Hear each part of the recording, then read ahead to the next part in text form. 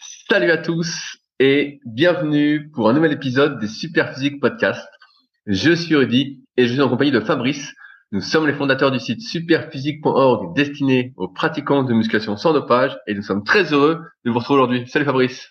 Bonjour à tous et à toutes et salut Rudy. Alors pour ceux qui nous découvrent aujourd'hui, rapidement, on a donc fondé le site superphysique.org pour les pratiquants naturels de musculation que nous sommes en 2009 avec l'idée de démocratiser les bonnes connaissances pour éviter à ceux qui nous suivent, qui nous écoutent, de reproduire les mêmes erreurs que nous, à savoir appliquer les mauvais conseils, notamment des personnes dopées qui donnent des conseils qui sont pas souvent applicables pour les pratiquants naturels, mais également pour éviter les blessures. À partir de là, on a écrit plein d'articles, des milliers d'articles, fait des milliers de vidéos, des podcasts depuis 2010 par intermittence, et d'autres projets entrepreneuriaux, comme notre marque de compléments alimentaires, Superphysique Nutrition, où on propose surtout des compléments alimentaires destinés à améliorer la santé, la longévité, parce que naturellement, on ne peut pas durer sans avoir une certaine longévité, on ne peut pas bien progresser, on ne peut pas exploiter son potentiel. On a une application, SP Training, disponible sur tous les stores, sur le Play Store ou l'App Store. On a également la salle Superphysique à proximité d'Annecy, qui vous accueille si vous cherchez une salle un peu différente des salles habituelles, plus bonne ambiance, plus une ambiance familiale, ou voilà, si vous êtes de passage, vous habitez à Annecy, n'hésitez pas à me contacter, il y a un lien contact dans la description. Et également la Villa Superphysique, qui vous accueille si vous cherchez un endroit où loger pour quelques jours à proximité, et que vous écoutez régulièrement notre travail, histoire qu'on puisse en même temps refaire le monde. Et enfin, plus personnellement, on a notre propre site respectif. Fabrice, c'est musculation-alter.fr, propose sa méthode de musculation pour ceux qui entraînent avec peu de matériel et également son livre du même nom. Et de mon côté, j'ai mon site rudycoya.com sur lequel je propose du coaching à distance depuis 2006, mais également des livres et formations, donc les 2 derniers livres que j'envoie tous les vendredis ou tous les lundis, ça dépend des semaines. Le guide de la sèche au naturel et le guide de la prise de masse au naturel. Sans surprise, malheureusement, c'est le guide de la prise de masse au naturel qui marche le mieux. Moi, je pense que la plupart des gens devraient plutôt perdre du gras que prendre de la masse. Je pense que tout le monde est bien trop gras, mais c'est celui sur la masse qui marche le mieux. Donc voilà. Et je propose également des formations en fonction de la morpho-anatomie et ma formation complète, la formation superphysique sur méthodesp.rudycoya.com. Et donc dans ces podcasts, on vous partage un peu d'actualité nous concernant, en rapport plus ou moins avec la musculation et la santé. Et d'autre part, également, on répond aux questions qui sont posées sur les forums Superphysique de manière un peu plus détaillée. Donc on peut le faire à l'écrit pour essayer que vous puissiez agir en connaissance de cause. On essaye vraiment de détailler les explications pas au maximum parce que c'est un podcast quand même assez généraliste. C'est pas pour les experts des experts. Et donc on fait ça dans la bonne humeur en espérant que ça vous plaise depuis maintenant un peu plus de 5 ans. Fabrice, figure-toi que cette semaine, suite à tes conseils, j'ai regardé Top Gun 2. Après avoir vu le 1, donc si j'ai bien Exactement. Je m'étais remis le 1 et un soir j'étais là et je me suis dit tiens, les sites de streaming il y a que des conneries et donc j'ai été sur le Play Store de Google sur l'ordi et je dis tiens qu'est-ce qu'il y a comme film parce que je sais qu'ils proposent des films à la location et ça coûte 3 euros. Je me dis pour 3 euros pourquoi pas voilà. Et je vois un Top Gun de Maverick. Alors, je me dis Fabrice m'a dit que c'était bien et tout. Et je vais suivre les conseils de mon gourou. euh, alors, est-ce que tu as vu la fameuse scène où ils font tous une centaine de pompes? Oui, 200 pompes, Fabrice, 200 Ah pompes. oui, 200 pompes. Et il y en a un qui veut pas s'arrêter, le fils de Goose, il veut pas s'arrêter, le type. Le type, on lui dit arrête-toi, il dit non, je continue. Mais j'ai vu aussi la scène dont tu parlais, où ils sont sur la plage en train de faire du foot américain, et ils ont tous des super physiques, quoi. Vraiment, Ouais, qui correspond pas à ceux qu'ils ont quand ils sont habillés dans le film. ils ont vraiment des super physiques. Je me dis putain, mais moi je vais faire de l'armée de l'air hein, si c'est ça. Si on fait l'armée de l'air et qu'on a un physique comme ça, il y a plus besoin d'aller faire de la muscu en salle pendant des heures. Hein. Mais j'ai trouvé que Tom Cruise était assez en forme pour son âge. Je sais pas quel âge il a, mais il doit commencer à plus être tout jeune. Hein. Il doit bien avoir 55 ans au moins. Et, Plus. euh, et le film était bien. Franchement, je m'attendais pas à ça. Et pour moi, c'était aussi bien que le 1, quoi. Non? Ben non, je trouve pas. Bon, il y avait pas la même ambiance, mais bon. Peu importe. Oh, Soit t'aimes l'ambiance des années 90, soit t'aimes pas que je te dise. non. J'ai pas, par contre, j'ai pas compris un truc, Fabrice. Il faut que tu m'éclaires, toi, le spécialiste des relations hommes-femmes. Qui était la fille qui tenait le bar? Est-ce que c'était la blonde? Ils ont changé l'actrice, ça j'ai bien compris, mais est-ce que c'était la blonde d'il y a 20 ou 30 ans? à qui ils ont changé l'actrice ou c'était une fille au pif comme ça? Non, je pense que voilà, c'est une nouvelle histoire qui a rien à voir avec l'histoire des années de l'ancien Top Gun, justement parce que l'actrice, elle a pas aussi bien vieilli que Tom Cruise et ils ont pas pu la reprendre. Quoi? Qu'est-ce que tu veux dire ça? Tu dis que les femmes vieillissent plus mal que les hommes? C'est ça que tu veux Bah dire? non, c'est pas moi qui le dis, c'est elle-même en fait. Parce que donc Tom Cruise, il approche de la soixantaine et effectivement, il est physiquement ça va. Surtout que bon, il doit bien, on a dû probablement lui prendre des cheveux derrière la nuque pour lui mettre devant. Il a le sourire Colgate, etc. Enfin, bon, tout est à l'américaine. Tu sais, ils font pas la même chose que nous là-bas. Mais en fait, donc l'actrice principale, la jolie instructrice de l'armée de l'air dans les années 90, bah elle par contre, elle a la soixantaine, elle a un peu de ventre, tout ça, puis elle a dit, bah moi je fais mon âge, je suis vieille et moche, c'est normal que je sois pas dans Top Gun 2 quoi. Oh putain, Eh ouais. discrimination quoi.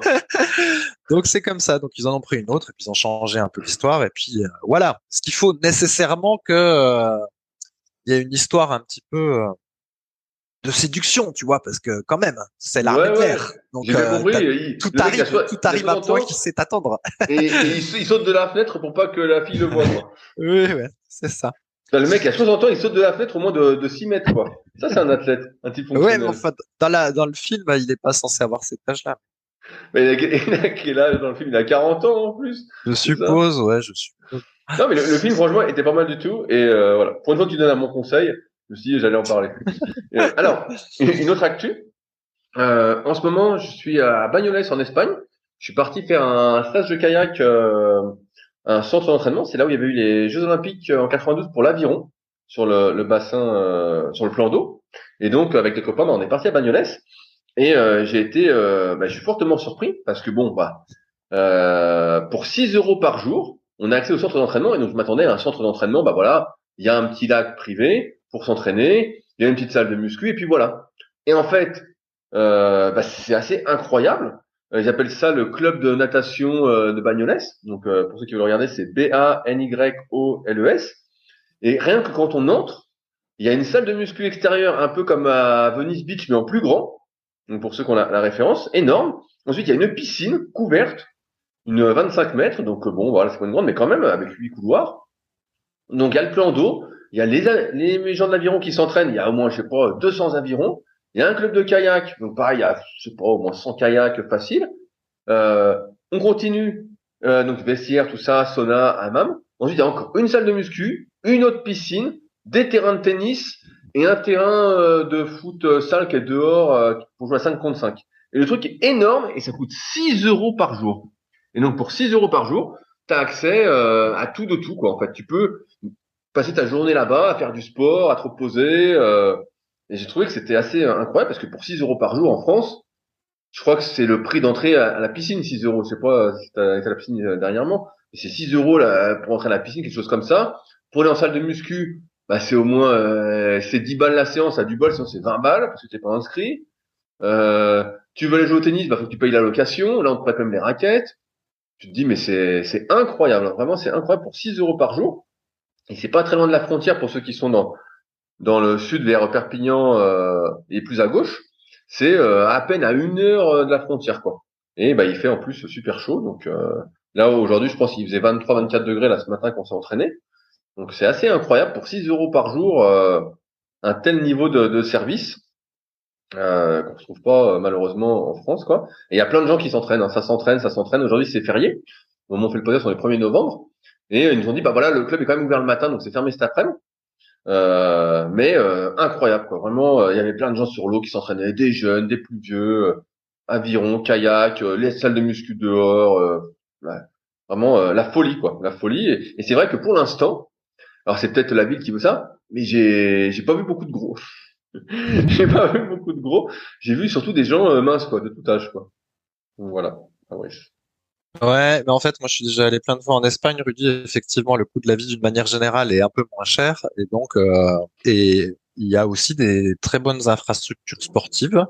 Alors, c'est vrai que du coup, connais pas bien toute la France vu que je ne suis pas entraîné dans les gymnases dans toute la France, mais c'est vrai qu'en Espagne, il y a des bonnes installations. Puis comme le coût de la vie est moins cher, et ben, tu te dis que tu en as vraiment pour ton argent. Mais tu sais, ton histoire, ça me fait un peu penser à quand j'étais adolescent, là, dans les années 90, je regardais la série qui s'appelait Beverly Hills, comme tous les jeunes de l'époque. Oh, D'ailleurs, c'était Brandon eh ou ouais, Dylan? Tu préférais qui? plutôt Brandon, moi. Et donc, et d'ailleurs, c'est après cette série-là que il y a eu une avalanche de Brandon et de Dylan dans les prénoms. Mais bref, en tout cas, tu vois comment que c'était tu vois les campus américains là-bas. Et en fait, moi, je croyais que les universités en France, c'était pareil, tu vois. Donc, j'étais impatient d'aller à l'université et tout ça. Inutile de te dire que quand je suis allé à l'université en France, j'étais un petit peu déçu. Quoi, c'est pas pareil, y a pas que des gens bien coiffés, minces et beaux? Non, mais ça, c'est même pas ça. C'est au niveau des infrastructures. Parce que comme comment, adossé aux universités, t'as souvent des infrastructures sportives qui sont top. Tu vois, t'as tout un espèce d'environnement, on va dire extrascolaire que Et là, il y avait rien à ton ah, université? Tu pouvais pas jouer au ping-pong le midi ou?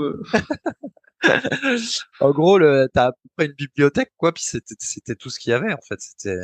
C'est vrai que si t'avais été biberonné à Beverly Hills, t'étais un petit peu triste quand t'allais à l'université en France. C'est moi qui te le dis. Mais bon, c'est comme ça. Ah bah là, ceux qui viendront, donc là, je sais pas s'il y en a beaucoup qui viendront, mais qui viennent à Bagnolet, tu vois le centre, tu dis, mais c'est incroyable, hein, vraiment, tu dis, putain, mais franchement, alors on bosse, tout ça, j'ai du boulot, je fais les cours BPGEPS, tout ça, mais tu te dis, bon, bah, j'habite là l'année, en fait, hein, que je me fais chier, au froid, tu sais, tu te dis, bon, bah, après, t'as les potes, tout ça, hein, t'as la famille, mais bon, tu te dis, franchement, mieux vaut venir ici, hein. A priori, en hiver, toi, Fabrice, qui vient en Espagne, il fait autour de 15 degrés, parce que là, c'est le nord de l'Espagne, quand même. Est-ce que ça correspond, aux températures? Oui, ça correspond, mais ça dépend parce que les températures sont pas les mêmes en fonction de si t'es au nord-est, au centre-est, au sud-est, au sud, entre la Costa Brava, la Costa del Sur et tout ça. Mais d'une manière générale, oui, il fait plus chaud. Donc, spécialement par rapport à Annecy. Donc, une fois que tu y as goûté, c'est dur de pas vouloir y revenir. Bah ouais, franchement, c'est incroyable, Bon, quoi. Rudy, Oui. t'as une autre actualité parce que c'est un podcast musculation et sport quand même. C'est pas la vie de Mais, Rudy en Espagne. bah oui, mais bon, je partage des bonnes ondes et pour ceux qui veulent s'entraîner, il y a la muscu dehors. Franchement, la salle dehors. Bah après, moi, je partage pas trop ma vie sur les réseaux, donc je vais pas montrer, mais franchement, t'as envie de t'entraîner, hein. Donc pour ceux qui ont du spirit, vous savez où je vous donne rendez-vous, quoi. Mais sinon voilà, c'est tout et on va attaquer donc les questions qui ont été posées sur les forums Superphysique. Je rappelle, les forums Superphysique sont les derniers forums du web, c'est sur www.superphysique.org. Puis en haut, il y a un petit bouton forum. Et donc il y a pas mal d'animations, il y a eu pas mal de questions cette semaine, il y en a un peu chaque semaine, pas mal. Donc n'hésitez pas, c'est des questions qui n'ont rien à voir avec ce qu'on aborde dans les podcasts, et ben les mettre directement sur les forums Superphysique. Et vous aurez des réponses, et au moins vous aurez des discussions, des débats, et ça vous permettra sans doute d'avancer un petit peu mieux. Donc maintenant, place aux questions. Alors, la première question que je nous ai choisie, c'est une question de Xénomorph, qui nous dit: Salut à tous, cela fait quelques mois que je m'entraîne en intégrant des séries plus longues dans mon entraînement. Des études ont démontré qu'une série poussée à l'échec, ou presque, attention, j'ai un truc qui s'ouvre, ou presque, entre 6 et 35 répétitions donnait les mêmes résultats en hypertrophie musculaire, sur des sujets ayant entre 4 et 6 années d'expérience en muscu. Je réalise encore des séries courtes de 4 à 6 répétitions, mais moins souvent. Mon retour d'expérience est que cela me semble bénéfique sur plusieurs points. J'ai gagné un peu en volume musculaire, mais cela peut être dû à d'autres paramètres. Diminution du risque de blessure, meilleure exécution de mouvement, meilleure récupération, donc je peux ajouter du volume d'entraînement. Je pratique depuis 16 ans et je suis étonné de ce résultat. Quelqu'un a-t-il entendu parler de ces études et a-t-il déjà pratiqué ce type d'entraînement? Fabrice, est-ce qu'une série de 35, ça vaut une série de 6? Ouais, bon, on en avait déjà parlé un petit peu la semaine dernière. On est bien au courant de ces études et on aurait aimé que ça fonctionne de manière généralisée, ces études, vu que effectivement, si on pouvait obtenir le même résultat en prenant moins lourd, ce serait bénéfique pour nos articulations. Mais de notre expérience, ça marche pas trop. Après, ce qui se passe, c'est quand on teste un nouveau truc comme ça, lui, il avait l'habitude apparemment de faire beaucoup de séries de 4 à 6 répétitions. Donc, comme il faisait beaucoup de séries courtes, probablement, il faisait pas trop de rétention de glycogène et de rétention d'eau dans ses muscles. Et ça se trouve, le simple fait d'avoir, fait des séries un petit peu plus longues, il se met à faire de la rétention de glycogène et puis à avoir de l'eau dans ses muscles, entre guillemets. Et du coup, c'est comme s'il était un petit peu semi-congestionné en permanence. Et puis, c'est peut-être ça qui lui donne l'impression d'avoir gagné rapidement. Mais si ça suit ce qu'on a toujours testé, assez rapidement, il va plus rien se passer du tout. Donc ça, c'est le premier point. Et puis d'autre part, les 35 reps, ou même les séries longues, ça marche pas pour tous les exercices, on en avait déjà parlé. En fait, pour les exercices d'isolation, ça va à peu près. Par contre, pour les exercices polyarticulaires, il y a d'autres paramètres qui entrent en jeu. Donc il y a l'aspect gainage, il y a l'aspect quel est le point faible dans l'exercice. Et puis en fait, ce dont on s'est aperçu, c'est que faire une série de 12 répétitions, par exemple, au développé couché, ou une série de 35 répétitions au développé couché, les muscles mis en jeu vont pas nécessairement être les mêmes. Et donc, du coup, quand bien même cette histoire de faire des séries longues, ça fonctionnait, pour prendre du muscle, on prendrait pas nécessairement les bons muscles qu'on souhaite cibler avec cette technique. Donc, en moralité, ça fait deux trucs qui vont pas très bien. C'est un, comment cibler le bon muscle sur les exercices polyarticulaires. Deux, comment gérer avec les exercices de gainage. Et puis trois, nous, on n'a jamais réussi à faire fonctionner ce truc-là au long cours. Ouais, oui, non, mais c'est intéressant. Alors, déjà, on va revenir sur l'étude, entre guillemets. Des études ont démontré. Alors, on a souvent parlé des études. Le problème des études, c'est que souvent, elles sont faites sur des très, très, très courtes durées. Et comme l'a dit Fabrice, ça peut venir, voilà, on a pris un peu de glycogène. On ne sait pas exactement mesurer la prise de muscle, même si certains disent, voilà, il y a des appareils qui permettent de voir, voilà, si on a gagné du muscle ou pas. Le problème, c'est que on est encore au balbutiement de comment on mesure la prise de muscle. Du moins, de manière scientifique. D'autre part, comme c'est fait sur des courtes périodes, voilà, il y a cette histoire de glycogène. Mais il y a aussi le fait que c'est peu représentatif. Et c'est drôle parce que juste avant le podcast, j'étais en train de relire un livre dont j'ai parlé dans le Nolio podcast où j'étais interviewé dernièrement. Il s'appelle Le puzzle de la performance de Michel Dufour et c'est sur la planification. Et là, le chapitre que je lisais, c'était sur la moyenne dans les études justement, de dire qu'est-ce qu'il en était. Et donc, je vais reprendre le bouquin parce que il est à côté de moi et, pour donner des exemples qui sont hyper intéressants. Donc, patientez pas longtemps, j'arrive. J'étais page 95 pour être exact. Donc comme ça, c'est juste avant. Et donc, ce qui est hyper intéressant, c'est qu'ils ont fait des tests là sur la VO2, sur la VO2. Donc là, c'est hyper intéressant. Et sur, je sais pas, il y a combien d'athlètes. Alors l'étude, elle s'appelle l'étude héritage. Pour ceux qui veulent aller voir.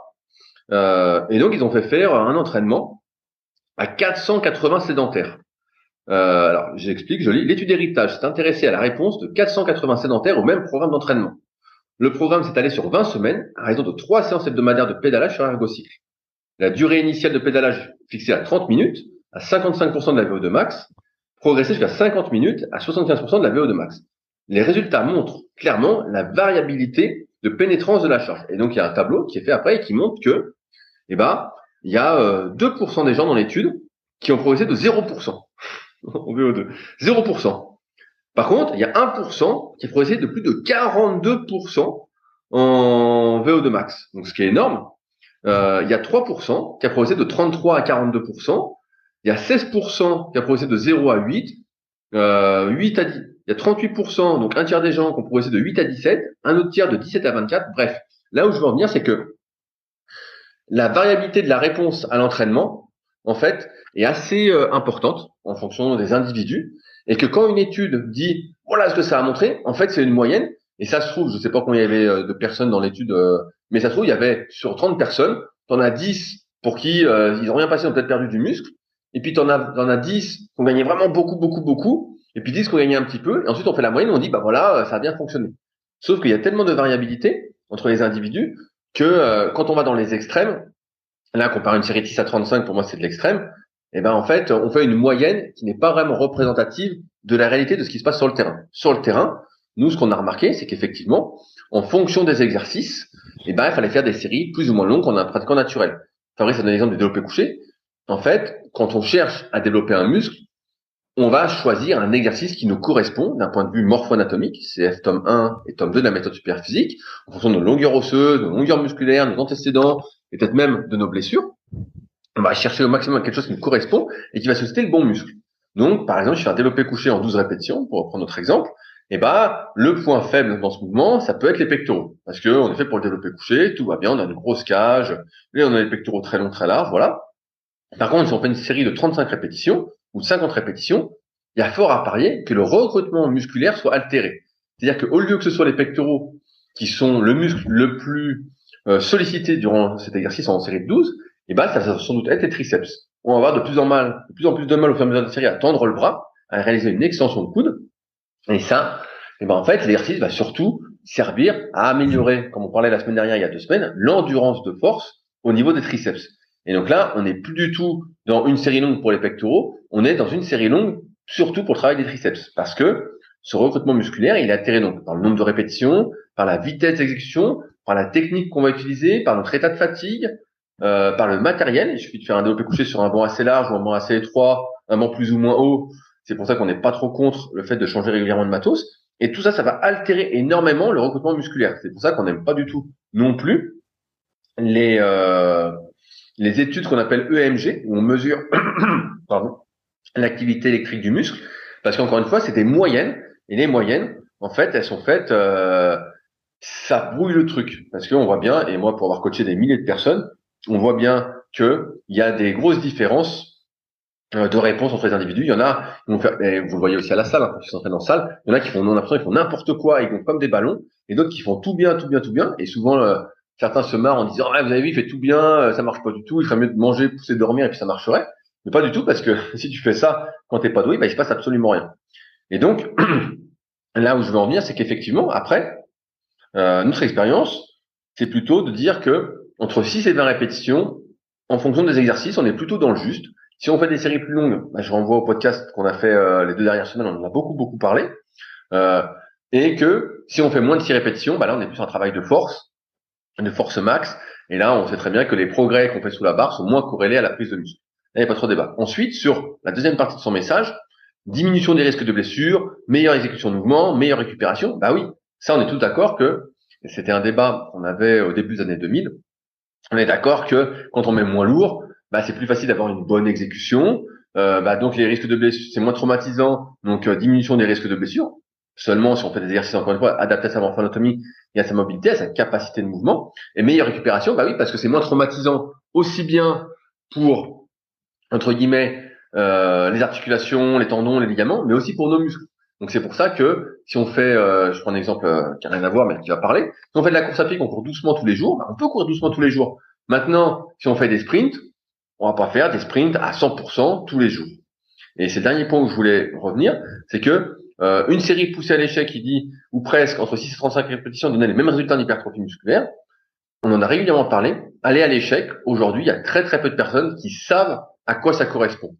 Vraiment, qui savent se donner, qui ont le spirit, qui vont vraiment aller à fond dans les séries, qui vont pas se tortiller ou ne plus du tout utiliser les bons muscles pour faire leurs séries. Et donc, en fait, c'est pour ça que l'étude, ça me paraît vraiment un peu bidon, parce que ça veut rien dire, des études entre 4 et 6 années d'expérience. Moi, j'ai beaucoup de personnes qui me contactent, pareil, qui ont parfois 10, 12 ans d'expérience en muscu, qu'on en fait plus ou moins, et en fait, qu'on bidouillé pendant 10, 12 ans, et qui ont un niveau qu'ils auraient pu atteindre en écoutant nos conseils ou en les ayant comme élèves en tant que coach, en 6 mois ou 1 an, qui font 10 à 40 ou 10 à 50 au développé couché. Et donc, ça veut rien dire 4 à 6 années d'expérience. Pour moi, ça signifie rien du tout. Et donc, et pareil, donc je finis là-dessus, aller à l'échec. L'échec, c'est quelque chose qui est très individuel finalement. On n'a pas tous la même définition. Pour moi, c'est monter la dernière répétition en plus ou moins 10 secondes, vraiment au ralenti, et on y va à la volonté et on reste stable. Et ça, en plus de 20 ans d'entraînement, j'ai pratiquement vu personne faire ça. Donc dans les salles, et j'en ai fait pas mal, et on a eu beaucoup s'entraîner. Donc ça pour dire que les gens disent ouais, faut aller à l'échec, faut forcer le plus possible, mais on les voit jamais forcer le plus possible. Donc et donc là, dans ce cas-là, une série de 6 et une série de 35, c'est pas du tout la même chose. Une série de 6, on est toujours obligé de forcer plus ou moins. Une série de 35, si on gueule, on peut toujours rajouter des répétitions. Donc c'est pas du tout le même effort. Voilà, Fabrice. Oui. D'ailleurs, je suis pas tout à fait d'accord avec cette histoire. C'est que c'est pas, comment dire, c'est pas forcément plus facile en fait de faire la série de 35 pour quelqu'un qui est capable de se donner à fond. Faire des séries longues, c'est plus éprouvant justement parce qu'on a l'impression qu'on peut toujours aller chercher la répétition supplémentaire, alors que quand on fait des séries courtes aux alentours de 5 ou 6 reps, et ben assez rapidement on peut plus, et on a beau mettre toute la volonté possible et inimaginable, en fait on peut plus, quoi, ça bloque. Alors que quand les séries sont plus longues, on a l'impression qu'on peut pousser la machine et avoir à chaque fois plus de répétitions, et donc mentalement c'est pas forcément plus facile d'aller à l'échec sur une série longues. Je voulais dire aussi que sur les études, quand on les regarde, alors moi ça fait longtemps que j'en ai pas regardé, mais à l'époque où j'en regardais, souvent l'exercice de prédilection pour faire les tests, c'était le leg extension. Alors je sais pas si tu te souviens, Rudy, mais c'était souvent ça, parce que tout le monde peut faire du leg extension, c'est pas très compliqué du point de vue technique, hein, que ce soit des gens expérimentés ou pas expérimentés, hop, tu les mets au leg extension, c'est facile, c'est facilement mesurable. Voilà, on commence avec le tibia qui est perpendiculaire au sol et puis on l'amène. On peut mesurer la progression en force, tout ça. Ben, bref, et toutes les études, elles étaient souvent basées sur le leg extension. Et mine de rien, ça peut aussi modifier les choses parce que faire 35 reps, par exemple, sur du leg extension, imaginons que cette étude-là soit aussi basée là-dessus, c'est pas la même chose, comme on vient de le dire, que faire 35 reps sur le développé couché. Et pour moi, il y avait aussi un problème avec ces études, c'est que voilà, à chaque fois, c'était fait sur machine et pour les cuisses. Et souvent, c'était l'extension de la jambe. Et or, on sait que les cuisses, elles réagissent, pour la plupart des gens, différemment en muscu, et elles ont une meilleure réponse aux séries longues. Souvent, on a remarqué ça. Et donc, bref, tout ça pour dire que les études, c'est vraiment compliqué à en tirer parti et qu'au final, ben, ce qui a le mieux marché, entre guillemets, pour nous, ben, c'est de confronter les résultats de tous les pratiquants qu'on connaît et de nous-mêmes et puis d'essayer d'en dégager un espèce de consensus sur ce qui marche sur le plus grand nombre. Mais les études, ça nous a pas trop aidé pour trouver la méthode ultime. Ah ouais, non, non, c'est surtout, ça nous a perdu parce que pareil, à nos débuts, entre guillemets, enfin, du moins quelques années après, on était toujours à la recherche de la méthode miracle, du secret, du truc. Et donc, on lisait les études. Moi, je me souviens, je regardais à fond sur PubMed, je lisais, je passais des après-midi dessus. Et j'ai eu une étude, elle dit ça, elle dit ça, elle dit ça. À la fin, tu sais plus quoi faire. Et donc, tu testes, et en fait, t'es complètement perdu. Et ça nous a fait perdre plein de temps. Et c'est vrai que, bah, aujourd'hui, on est arrivé à un consensus depuis quelques années, après avoir vu des milliers de personnes sur les forums, poser des questions, avoir interviewé plein de gens, avoir coaché des milliers de personnes, comme je disais tout à l'heure, via mon site rudicoya.com. Et ben en fait, on arrive à une sorte de consensus où on se dit, bah voilà, ce qui peut fonctionner. Alors après, il y a des exceptions, hein, il y a toujours des exceptions, des personnes qui vont mieux réagir aux séries longues, comme je disais, d'autres aux séries courtes. Mais comme ça, on peut pas le déterminer d'avance, on peut pas savoir d'avance, et il faut faire ses propres tests, et pas des tests sur une semaine ou deux, hein, ça n'a pas de sens, mais des tests sur plusieurs mois, plusieurs années. Donc, sachant que tout le monde est très pressé, là, Xenomorph, bah, il a 7 ans d'entraînement, donc il est moins pressé maintenant. Et bah, c'est des tests qui se font pas. C'est comme, bah, je me souviens sur les forums, il y avait Vincent, qui est un Suisse avec qui on avait des grands débats qui sont toujours accessibles sur les forums Superphysique. Et des fois, il testait un truc, et au bout d'une fois, il disait, ouais, j'ai trouvé la technique magique, ça y est, putain, j'ai gonflé d'un coup. Et la semaine d'après, il nous refaisait la même chose avec autre chose. Et chaque semaine, il nous faisait ça, il dit, oh, j'ai trouvé la technique ultime, la technique ultime, la technique ultime. Et en fait, bah, à chaque fois, bah, il trouvait la nouvelle technique ultime. Et au final, bah, à chercher la technique ultime, il était passé, en s'entraînant de manière classique comme on recommande, de 42 tours de bras, je sais plus, à 35 de tours de bras au bout de 2 ans. Le mec faisait que perdre du muscle parce qu'il cherchait le meilleur truc, la meilleure technique, le meilleur exercice d'après les études. Et il passait ses journées à ça. Et en fait, au lieu de s'entraîner avec suffisamment de volume, en réunissant les 3 facteurs de l'hypertrophie musculaire, qui je rappelle sont la tension mécanique, le stress métabolique et la progression. Donc la bonne charge, avec le bon temps sous tension, le bon nombre de séries durant la série, durant la séance et la progression.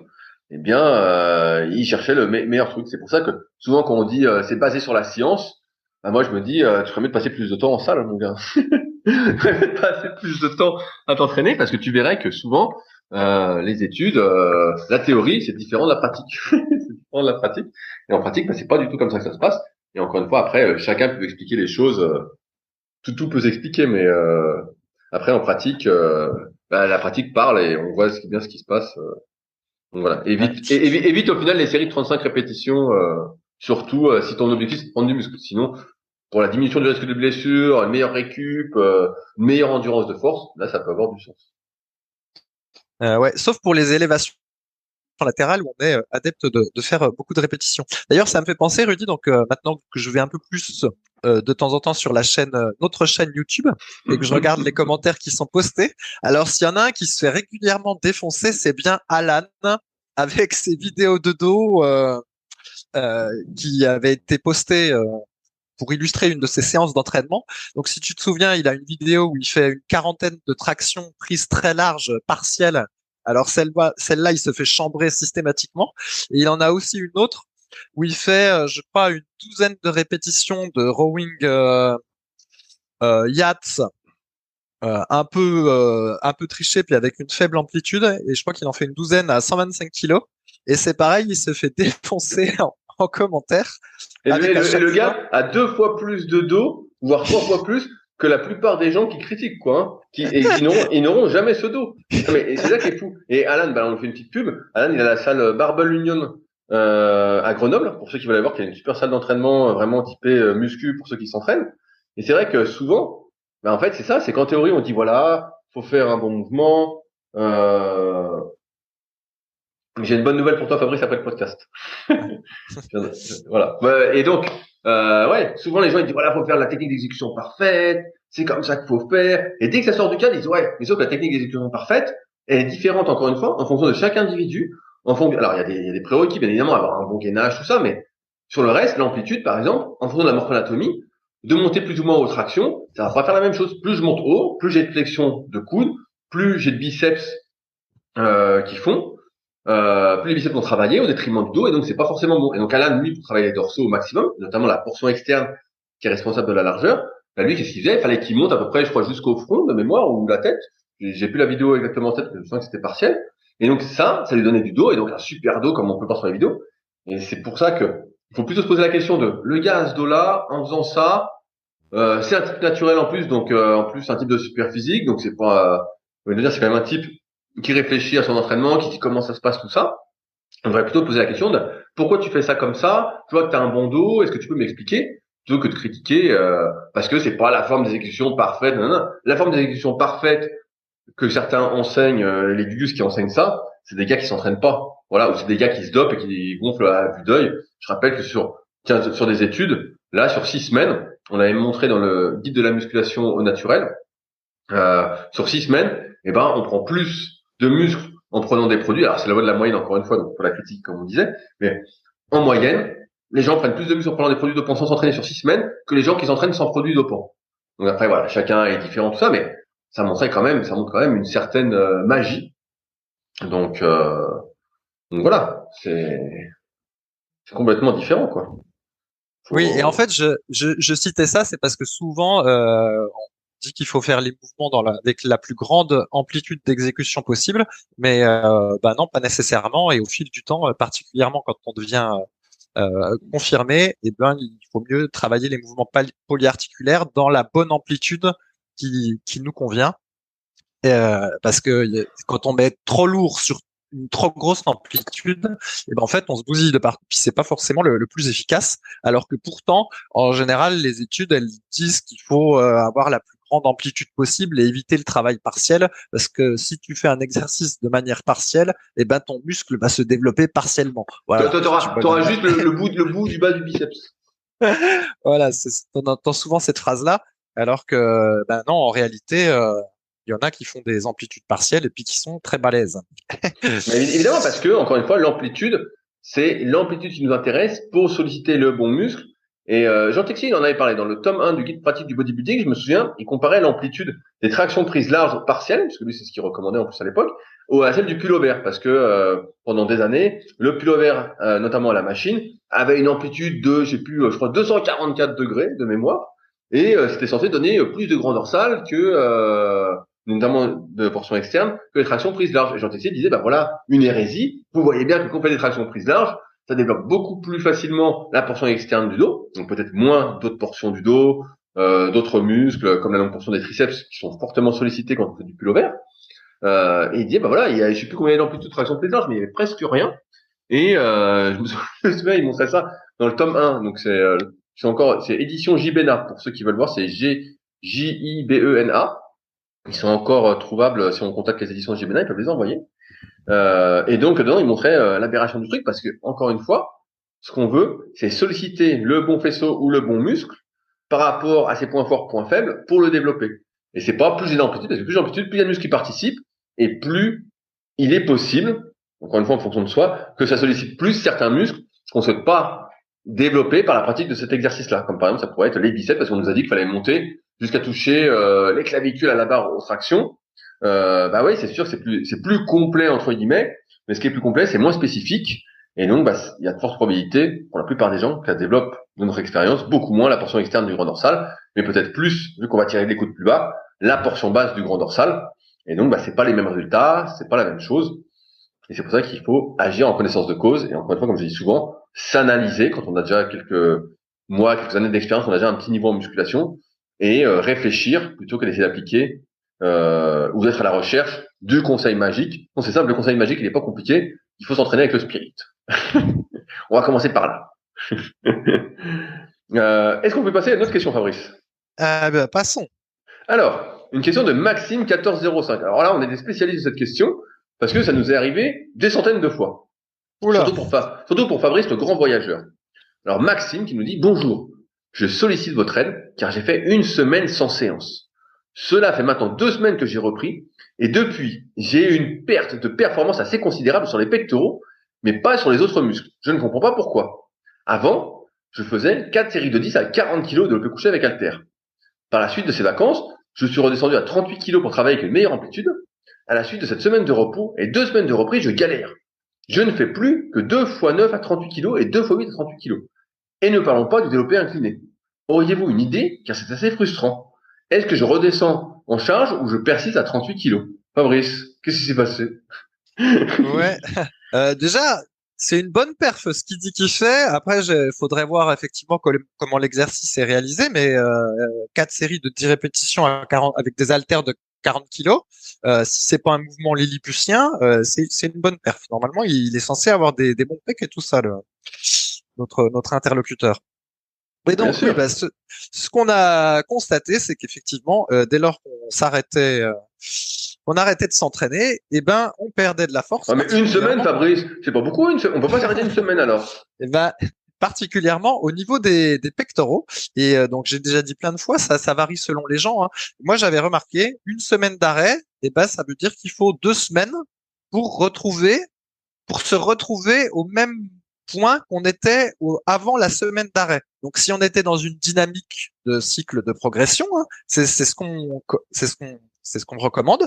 On s'arrête une semaine, et ben en fait, on peut pas reprendre euh, le cycle de progression comme si la semaine de repos n'avait pas eu lieu. Et souvent, on peut même pas répéter en fait la séance qu'on avait déjà fait avant de partir en vacances. Il faut revenir encore un cran en arrière pour retrouver une dynamique de cycle de progression. Et donc, moi, ce que j'avais remarqué, c'était une semaine d'arrêt, 2 semaines pour revenir.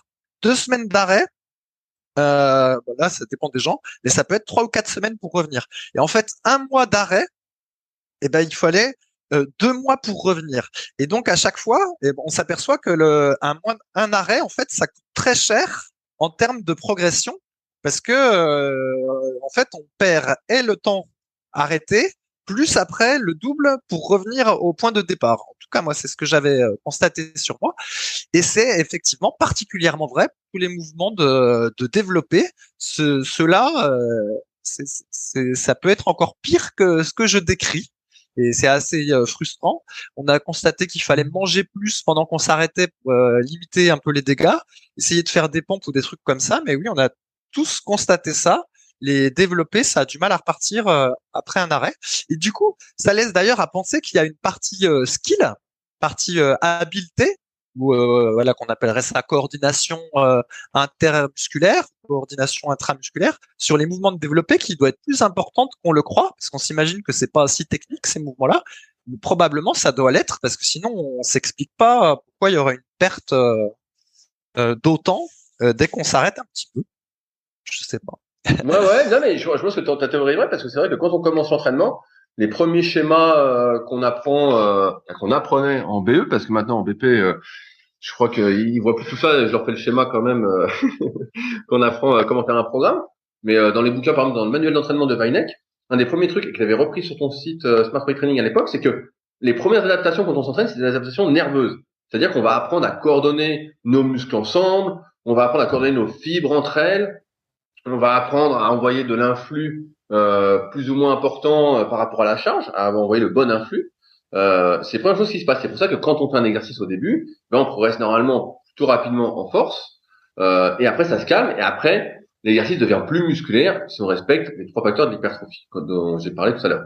Et donc, moi, ça me semble pas illogique que derrière, sur des mouvements pour les pecs, sachant que dans la vraie vie, on n'utilise jamais les pectoraux, c'est simple, il y a jamais personne, c'est assez rare, hein, il y en a, mais la plupart du temps, la majorité des gens n'ont pas de pectoraux s'ils ne travaillent pas en salle de musculation. Par contre, ils peuvent avoir un peu de bras, un peu d'épaules parce qu'on est toujours en train de lever les bras, un peu de cuisses, un peu de fesses, tout ça. Et donc, quand tu prends une semaine de repos, si tout est nerveux entre guillemets, et c'est ça ce qu'on a remarqué aussi, c'est que ce qu'on perdait en premier, c'était pas du muscle, c'est justement cette partie de la coordination. On perd de la coordination entre nos muscles. On voit quand on arrête et qu'on reprend, et quand notre mouvement en tout cas, est moins coordonné et moins fluide. À partir de là, ça se tient. C'est que quand tu prends une semaine de repos et que tu as déjà un bon niveau, c'est toujours la même chose. Hein, c'est plus tu as un niveau important et moins faut contrarier la Formule 1 que tu es, entre guillemets.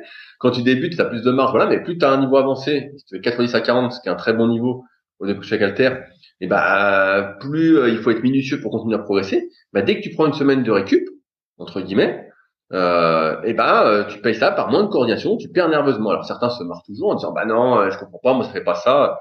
Bah oui, mais toi peut-être que tu manges comme un petit goret. Tu manges beaucoup, tu reviens de vacances, t'es plus gros. Dans ce cas-là, on a remarqué que ça aidait. Entre guillemets sous les barres, ça aidait pas physiquement. Mais c'est vrai que c'est le premier truc que tu perds, c'est cette coordination. Et comme on n'utilise pas souvent ces muscles-là, je pense qu'on perd rapidement en coordination. Et c'est pour ça qu'on perd, voilà, surtout au niveau des pecs. Alors maintenant, qu'est-ce qu'il doit faire? Malheureusement, ce qu'il doit faire, moi, ce que je pense, est ce que le conseiller les gens sur le forum, soit Pierre, le développeur de l'application SP Training, Elriser aussi, qui met pas mal de choses sur les forums, qui répond à beaucoup de questions. C'est de redescendre. C'est au lieu de repartir à 38, parce que là 38 c'est hyper dur, c'est peut-être de repartir à 36. De repartir à 36 et puis de refaire son petit cycle de progression, de remonter doucement, puis à 38, puis à 40, et puis là il va s'apercevoir, comme l'a dit Fabrice, que finalement cette semaine de vacances, elle va lui coûter cher. Et d'ailleurs j'ai un exemple, je sais pas s'il m'écoute, c'est mon élève Will qui est au Super Physique Gym. Il est parti 3 semaines au Brésil cet été. Et je lui dis, avant de partir, tu sais, il a un super niveau, oui, il avait un super niveau. Il faisait 3 x 10 à 130 au développé couché. Donc, membres très courts, grosse cage, tout ça. Et je lui dis, essaye de faire au moins une séance par semaine là-bas pour maintenir, voilà, comme ça, quand tu reviens, ça va. Parce qu'on sait que pour maintenir, c'est beaucoup plus facile que pour développer. Et, comme je m'y attendais, il a fait aucune séance. Et donc, il est rentré. Et là, ça fait, depuis cet été, donc il a dû rentrer, je sais pas, début septembre de mémoire. Donc, ça fait 2 mois. Et il est toujours pas revenu à son 3 x 10 à 130. Je crois qu'on est à 3 x 8 à 124 ou 125, quelque chose comme ça. Donc, il est bien remonté. Mais quand il est revenu, on a dû reprendre, entre guillemets, j'ai plus le truc en tête, j'ai plus ces programmes sous les yeux, mais on a dû reprendre à peut-être 105 ou 110 kilos. Et encore, en pyramide, on a dû faire du pyramidal pendant 2-3 semaines, parce que je pense que c'est une bonne technique pour reprendre d'un point de vue nerveux et pour limiter le risque de blessure à la reprise. Mais 2 mois après, il est toujours pas revenu, 3 semaines, et il y a de fortes probabilités qu'ils mettent... c'est comme si en fait ces tirs propositions 130, ils les avaient jamais eu. Alors voilà, plus on a un bon niveau, plus les premières parties partent. Mais là, l'idée, Maxime, effectivement, c'est de repartir à 36 kilos. Et quand tu pars en vacances une prochaine fois, faut que tu essaies de faire une petite séance dans la semaine. Il suffit de pas faire grand-chose, hein. Un exercice par muscle, ça te prend, tu les fais rapides, voilà, tu fais des petites pyramides à chaque fois, des supersets, voilà, et ça va maintenir. Et quand tu reviendras, tu n'auras rien perdu, tu pourras continuer à progresser. Parce que sans ça, effectivement, on se rend compte nous aussi avec les années, et plus notre niveau est élevé, plus on perd en s'arrêtant. Et c'est pour ça que on conseille de jamais s'arrêter. Alors certains diront il faut pas jamais s'arrêter, ça va pas, nanana. Après, ça dépend ce que tu veux, quels sont tes objectifs. Hein. L'objectif c'est juste de bidouiller, il y a pas de souci. Si l'objectif c'est de progresser et que c'est important pour toi, quelque chose que tu fais 3-4 fois par semaine et que tu fais attention à ta diète, tout ça, fais au moins une petite séance pour te maintenir. Ce que je vais faire par exemple ici à Bagnoles pour maintenir. Et comme ça, quand je reviens au Super Physique Gym, je peux continuer mes cycles de progression sans aucun souci. Voilà. Ouais. Juste préciser, quand on dit qu'il faut essayer de jamais s'arrêter, ça veut pas dire qu'on s'entraîne toujours à fond, mais on est toujours dans la logique de cycle. Donc, à un moment donné, quand on arrive au bout d'un cycle, on recommence un autre cycle en reculant. Et en fait, en reculant les charges en arrière. Et ces étapes-là, elles permettent aux articulations puis aux tendons de récupérer, en fait. C'est bien cette logique de cycle dont on parle, parce que sinon il faudrait pas s'entraîner tout le temps à fond. Déjà non seulement c'est contre-productif, ce qu'on a marqué. Mais en plus, au niveau des articulations et des tendons, bah, du coup, il y aurait jamais de temps de repos, ce qui serait pas bon non plus. Parce qu'il y a les deux aspects. Il y a l'aspect progression, puis il y a l'aspect articulation et tendons. Et une semaine d'arrêt, d'un côté, ça fait un petit peu bien aussi pour les articulations et les tendons. Donc voilà, l'idée, en fait, c'est plutôt de s'arrêter complètement. Et ben, on est dans la logique de cycle. Et c'est comme ça qu'on dure le plus longtemps possible. Et puis, je voudrais dire un autre truc aussi sur les développés avec halter, parce qu'il a aussi dit qu'il avait modifié son amplitude de mouvement. Et ce que je voulais dire, c'est que de mon expérience, en fait, changer l'amplitude de mouvement au développé couché avec halter n'est pas une bonne idée, parce que parce qu'en fait, c'est comme si c'était un autre exercice. Si vous augmentez l'amplitude, euh, voilà, si par exemple il faisait 10 à 40, je sais pas moi, en mettant les bras sans jamais casser la parallèle, par exemple, il y en a qui font ça à la salle. Je sais pas trop si c'est une bonne chose pour prendre du muscle, mais admettons, il y en a qui font ça. Si tout d'un coup, vous vous mettez à casser la parallèle, ne serait-ce que de descendre le bras 1 centimètre plus bas que d'habitude, et ben en fait, sur cette petite portion, et ben vos articulations sont pas préparées, vos tendons sont pas préparés, votre système nerveux est pas préparé.